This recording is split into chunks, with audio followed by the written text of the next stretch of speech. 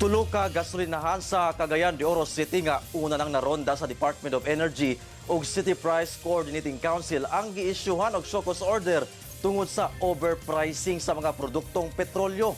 Balitang hatod ni Cyril Chavez. Gibutyag sa Cagayan de Oro City Price Coordinating Council o CPCC nga dunay gipagawas nga tulo ka show cause order ang Department of Energy Mindanao nga resulta sa ilang surprise inspection ni adtong bulan sa Marso sa pagsugod sa kagubot sa Middle East. Ang tulo ka show cause order alang sa tulo ka gasolinahan sa syudad nga nakitaang nag-overprice sa ilang mga baligyang produktong petrolyo.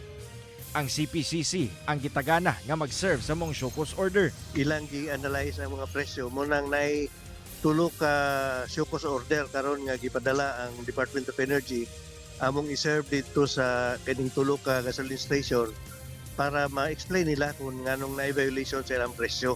Samtang padayon ang surprise inspection sa CPCC sa mga gasolinahan, LPG sellers ug uban pang susamang patigayon kung nakalapas ba sila sa mga gabayan.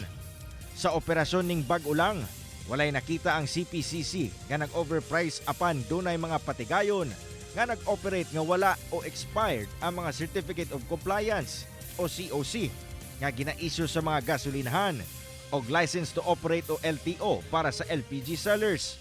Sa ilang mga nasuruyan, 23 ang wala o expired ang COC, samtang tulo ang walay LTO. Mo-comply lang kita sa regulations kay labi na sa presyo. Kung unsa magaling ang presyo nga angay baligya lugar nato nga mga produkto, mo sa atong pagbaligya kay tanan man ta nagdisod, no.